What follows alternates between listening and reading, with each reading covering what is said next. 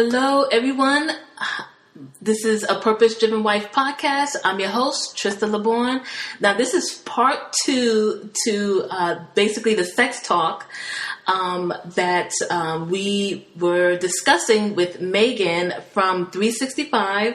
Her and her husband are both coaches, authors, and speakers.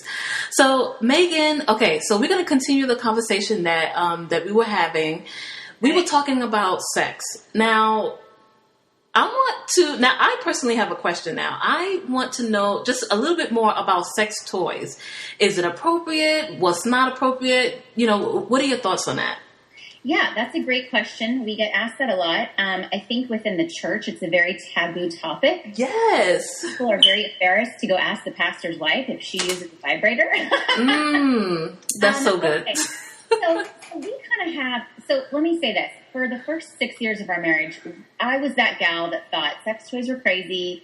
They're only used for pornography. They're not good. And then I got one. And I used it, and I really enjoyed it. And so the key to sex toys is this.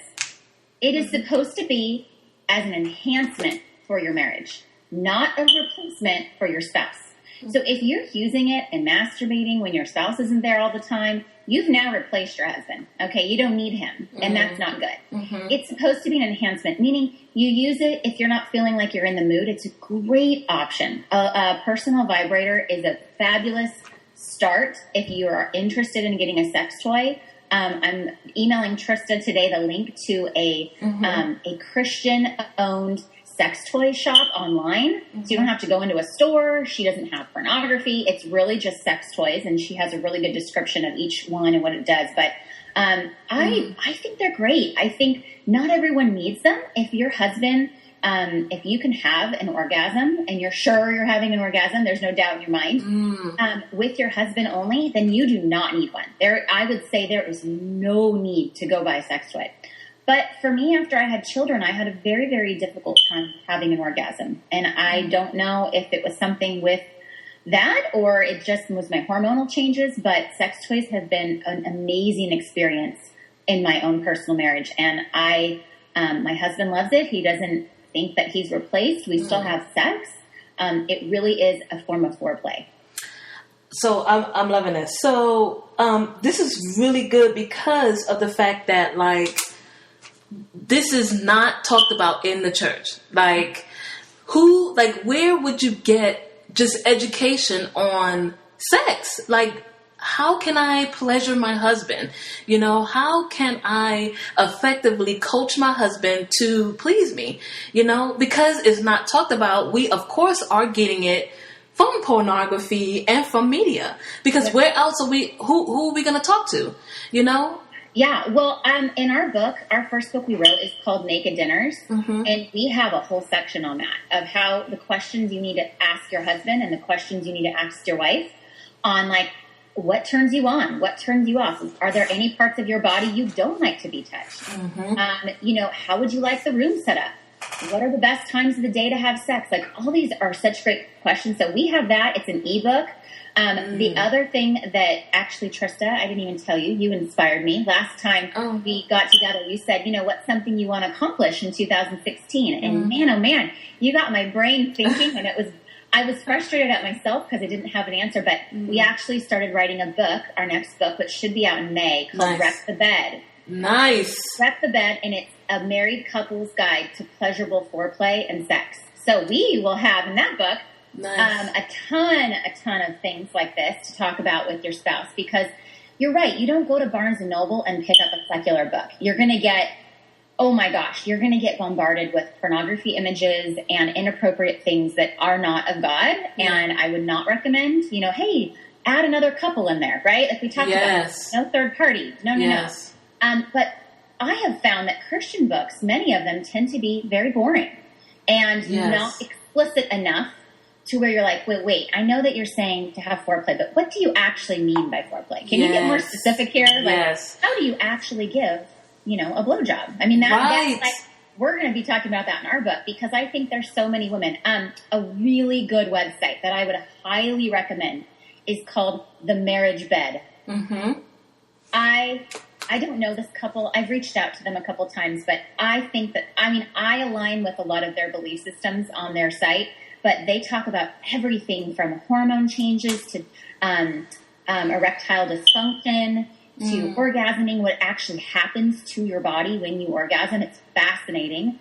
So there's kind of like a anatomy 101 on their site, as well as, some tips, like let's say you're sensitive to smell and your husband wants fellatio is technically the proper term for a blowjob, by the way. I don't use the word fellatio because I think it sounds pretty. But they give you tips on how to do it if you're sensitive to smell or taste. And I love that. So the marriage bed, I would definitely recommend that website. Okay, so I'm loving this because now I'm getting a picture. Okay, all right. So toys are okay. So a personal vibrator, I think of like a dildo. Yeah, so that's different. So a dildo actually looks like a penis. Right. And you would stick it into your vagina and you would have literally like self-sex. It's really more for masturbation. There's no point in having one. I don't think there's actually anything wrong with dildos, by the way. I do have one, but I don't use it anymore because I found that I was wanting that more than my husband sometimes because he went through this 3-year period where he traveled a lot. So that is,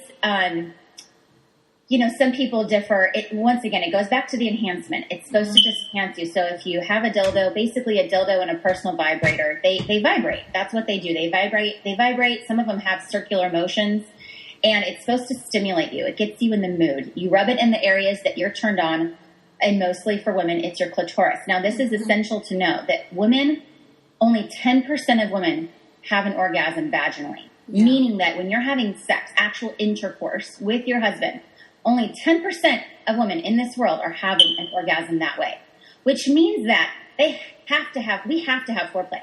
We have to have clitoral stimulation. We have to have our clitoris rubbed, licked, sucked, vibrated. Yeah. I mean, really. And the reason why those women, the 10%, are having an orgasm that way is usually because the position they're at, the woman's rubbing on the man, and it tends to rub on the clitoris. So that's really, that's a huge stat, 90% of us. And that's why, honestly, for years, I thought something was wrong with me. Because I thought, gosh, I'm not having an orgasm vaginally. Something is wrong with me. And I found out quickly that, no, I'm actually really normal. And to kind of get into the anatomy 101, if you don't mind this. Yeah, go ahead. So women's ovaries, okay? So when we are being created by our parents, right. Okay, if you have, estrogen and you're a girl, right? Your ovaries go up into your uterus, right? Okay, but if they're a man and they have testosterone, they drop and they're the men's balls, okay? They're the testicles. Okay, the clitoris is basically a mini penis. That's really what it is. I will never forget that in college. My human sexuality teacher said, women, you have a mini penis. And I thought, you're crazy, but it's true.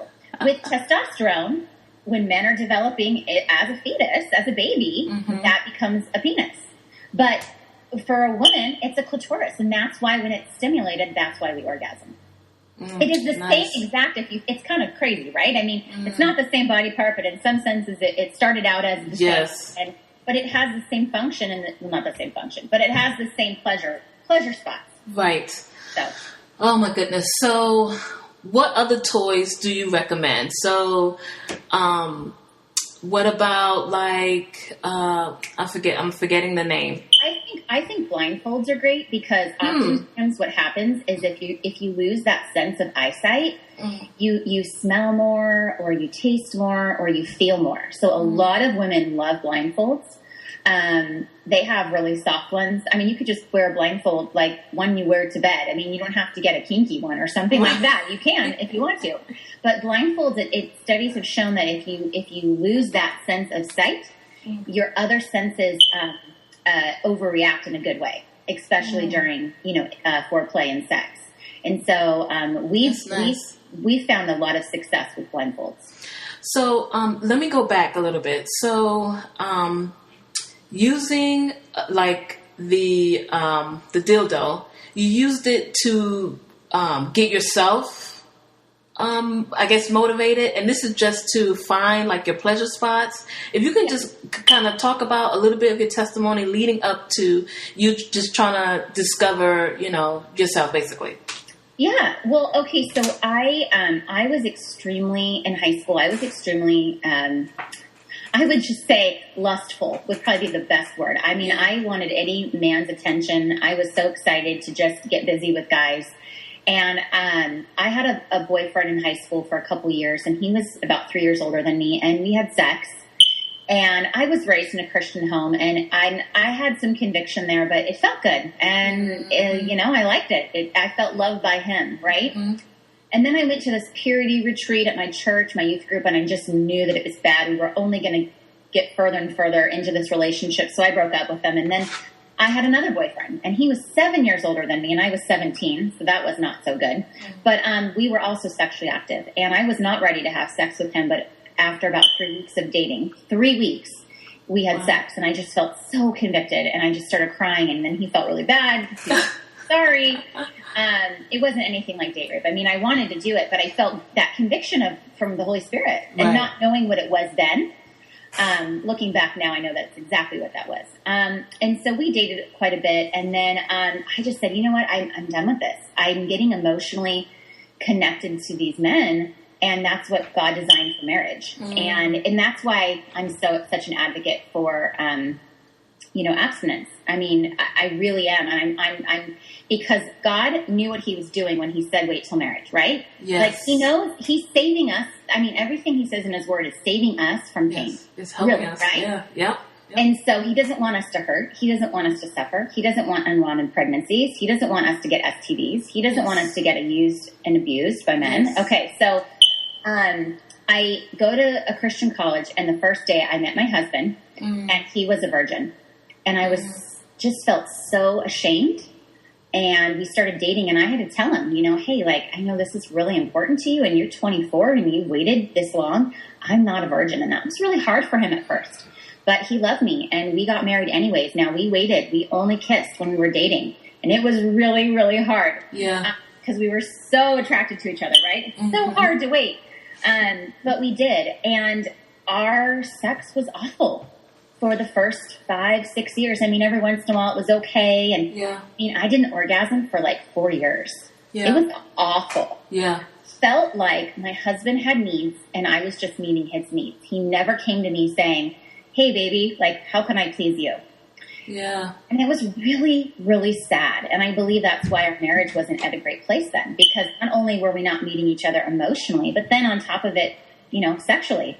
And so we actually sought help from some friends of ours, just some peers that have a really good sex life. And we said, listen, we're embarrassed to go to other people, but like we need help. We need to be taught how to give fellatio and cuddling gifts, and we need to like some tips and like tell us everything you know. And they did, and it was extremely helpful. Really? After we were able to get through the embarrassment, we started actually implementing these things and doing a little bit of research on a G-rated level, right? Because you don't want to search things on the internet anymore. Right. That's when I found that site, The Marriage Bed, that I love. And it just so rapidly changed, and our mindset changed of, wow, like we can do this. And one of the things, to fall back on your question, one of the things that our friends told us to do is something called mutual masturbation. And I always thought masturbation was a sin and you don't do it. And that's what teenage boys do. Like, who does that? Or if you do that to pornography. Yeah. What it basically is either on your own or in front of each other, which we recommend in front of each other, is you take a sex toy or you take your hand and you start exploring your own body and what you like. And you show your spouse. So when you rub this way, I like it this way. When you do it this way, it's too hard and it irritates me. Okay. We're not mind readers. We don't know necessarily. I mean, I think some people maybe who were sexually active before, maybe they do know. Yes. But for those people who it's not working for, you don't know, you have to figure out what you like. Yes. And we always say, you try a budget, right? And you do it the first time, it's going to be the hardest time is the first time. And if that system that you bought doesn't work, then get a new system, right? Yes. Same thing. If you try something, it doesn't work for you guys. That doesn't mean that you don't have good sex. Just try something else. Yes. And Yes. I think that the mutual masturbation is essential for couples to connect and to learn about each other. And if you're thinking, oh my gosh, Meygan, there is no way that I'm going to masturbate in front of my husband, butt naked, heck no, then you need to do it on your own. And you need to do it on your own and get a sex toy or use your hand. And you need to start figuring out how you like to be rubbed. And then you need to relay that message to your husband. So this is really just this is really discovering and how to get to that point. Basically, how to get to an orgasm. Yeah. Now, the orgasm is not, so the orgasm is not the main goal in sex. Okay. Our culture has made it that. The main goal of sex, like I said, is to say, hey, baby, how can I please you tonight? It should be serving your spouse to say, I want to bring you pleasure. And the only time it works and it's constructive is when both husband and wife say that to each other. Not necessarily actually say that, but with the mindset, right? Right, it's the mindset, yeah. Hey, we're going to connect tonight. Yes. Sure, if you orgasm, we say it's bonus points. Men definitely feel like a failure if they don't. That's something, they're very embarrassed of it. As we're women, we're okay if we don't. I mean, do I want to orgasm every time because I know how great it feels? Yes. Yeah. And if you're sitting there saying, I don't think I've ever orgasmed, then you definitely need to do this masturbation, the mutual masturbation. You need to figure out your parts of your body that you like to be touched and not touched. And that's just you not knowing your body enough. And that's okay, but you need to know it. Because your spouse, if you went to your husband and said, hey, I spent some time touching myself today, and I want to let you know that this feels really good. He'd be like, okay, can I do that to you tonight? And you're going to be like, I would love to, but first can we go on a date night and talk? And he's going to be like, sure, baby, if we're going to go on a date night, that sounds great. But after, can we do that? What you talking about? I love it. It's so true though, right? Yes. So I think that men get excited when we're excited about it. And they want to see us pleased. I think that at a point, though, we have to speak up for ourselves and say, hey, listen, I haven't been enjoying sex lately. It has nothing to do with you. I just don't think my body's like the same, or maybe it changed, or I feel uncomfortable. Can you make me feel loved and appreciated? The more you talk about it, the more you tell your husband exactly your needs. Yeah. When it comes to sex, they're usually up for it. Yeah. Yeah, you are so right. So I want to ask you this question though.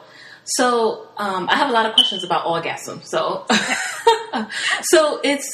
so women get basically two, or they can have, I've read somewhere that women can have multiple orgasms. So you're saying that there is one vaginally and then there's a clitoral orgasm. Yeah, I mean, the orgasm itself is the same. And actually, what's crazy is that your uterine wall, when you're orgasming, actually lifts up. Yeah. Like it gets higher. Yes. And then you actually pulse, like your vagina pulses. Yes. And so if you're thinking, I don't know if I've ever had one, and it feels like the best feeling in the world. Yes. Then you have not had one. Yes. And that's okay. Yes. But that's how there's actually a physical response. Like your vagina actually clamps, in and out for however long your orgasm lasts for. Yes. Usually it feels like just like a sharp, tingling. I don't know. I would say like a hit of like electricity through your whole body. Yes. What was that? Yeah. That's it. And a lot of times there's a climax, right? Like you're climbing up right before, and a lot of women feel like they might have to pee. And so they stop. Don't stop. You won't pee. Just make sure you go to the bathroom before you start sex. Okay. Yes. And I honestly, because I kind of have a weak bladder, I had a 9-pound baby. I don't drink water at least an hour and a half before sex. Just a little FYI extra tip for you ladies that have had a lot of kids or big babies. If you feel like, oh my gosh, I have to pee like right after, or it feels like I have to pee, definitely don't drink any liquid about an hour and a half before sex. That will help. Anyways, that was kind of a side little hopeful tip there. Which was helpful. That's helpful. But yeah, there's a natural reaction. And vaginally, once again, I go back to, but it's because your clitoris is being stimulated. So you really, maybe I'm wrong. I'm not a doctor, but I'm almost positive that you can only really orgasm through clitoral stimulation. Okay. You can have multiple. And it actually, the thing about men, right, is like once they're done, they're done. Yeah. So my husband has a rule that you always allow the women to come first. I mean, there's a Jewish preacher a Jewish rabbi that always says, a good man lets his wife come first. Because once the man's done, they're done. And then we're like, wow, well, we didn't get our turn, and that's not the ultimate goal. Yes. It's a perk. Yes. So. Yes. So basically in sex, it's about serving each other. It's about making the other partner feel good. Yeah. Yes. To please and love. To please them. Yes. And transparent. And I mean, to go in there and say, I love you and I want to please you. What can I do? When I think of that, I think of like doing games. I like games. Yes. I like, sex games. And then you talked about, the toys.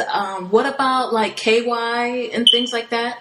Oh, okay. Yeah. So I am a huge fan of coconut oil. I did not know that people have been using this for centuries and I'm just new to it. But KY jelly, it was almost like if you put too much on, it was just too slippery. And then like men like to feel the tightness, right? Yes. And the problem with those jellies is that they're man-made and they become too slippery. Yeah. Now, but I will say that, this is ideally how Casey and I believe that sex should look like with a husband and wife.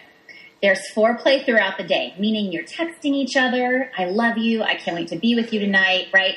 He puts the kids to bed, or I take a shower, or he brings me flowers, or I picked up his dry clean. Okay, right? All those positive things throughout the day. Okay. And then we actually get into the bedroom and there's some kissing because kissing produces oxytocin. Mm-hmm. And oxytocin is the bonding hormone. It's the same exact hormone that a breastfeeding mother has with her baby. Mm-hmm. It will bond you. A kiss. We used to kiss when we dated, right? All the time. You couldn't keep your hands off each other. Mm-hmm. So we say, start kissing, turn on some music, whatever that thing that you do is. Maybe you showered, some people shower. What happens is it moves to foreplay. Yes. Play is taking turns going down on each other. And that could be with your fingers, that could be with your mouth, that could be with a toy. But, that could just be kissing in all different areas, those areas that you like to be kissed or rubbed or touched.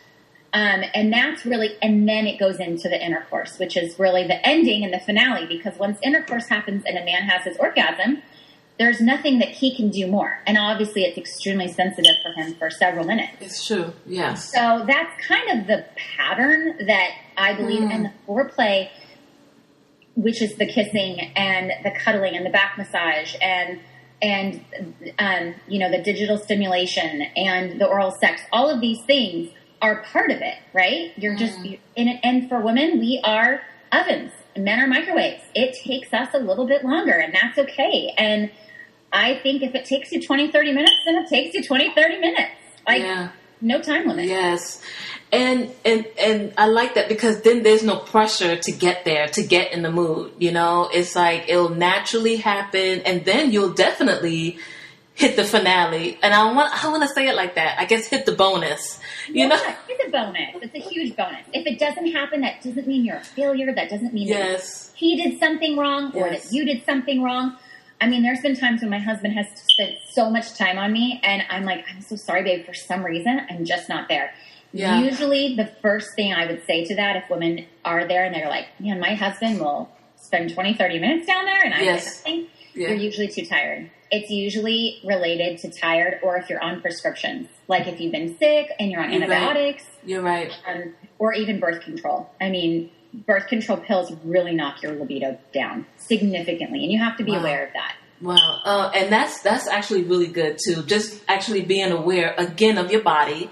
What are some external things that you're taking, that can also play a part. Just being tired. You have to know your body, and especially as women, we just don't get it, sometimes when we're tired, so that's really important too. Just being aware of how your body reacts when your body is just tired.